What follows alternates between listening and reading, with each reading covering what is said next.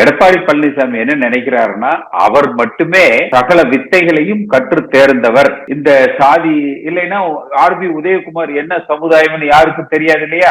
அந்த மாதிரி அவர் நினைச்சுக்கிறார். அந்த சமுதாய சார்ந்த 2 பேரை சசிகலாவுக்கு எதிராக பேச வைத்து விட்டால் உடனே அந்த சமுதாய மக்கள் எல்லாம் எடப்பாடி பழனிசாமியை தலைமையை ஏற்றுக்கொள்வார்கள் என்று இவர் நம்புகிறார். அது தாண்டி இன்னைக்கு எடப்பாடி பழனிசாமி இன்னொன்று பேசியிருப்பார். எல்லோரும் கோஷ்டி பூசலை கைவிட்டு விட்டு அதிமுகவை பலப்படுத்துங்கள் களத்திலேன்னு. இதத்தாய அதிமுக தொண்டர்கள் எல்லாம் எடப்பாடி பழனிசாமிக்கு சொல்றாங்க, கோஷ்டி பூசல் பண்ணாதீங்க, இபிஎஸ் கோஷ்டி, ஓபிஎஸ் கோஷ்டி, சசிகலா கோஷ்டின்னு கோஷ்டி பூசல் பண்ணாதீங்க, ஒருங்கிணைந்த அதிமுகவை உருவாக்குங்கள், உங்களுக்குள்ள இருக்கிற கருத்து வேறுபாடுகளை கோஷ்டி பேதங்களை புறக்கணித்து ஆளுகிற கட்சியாக அதிமுக வர வேண்டும் என்று ஒற்றுமையோடு பயணியுங்கள்.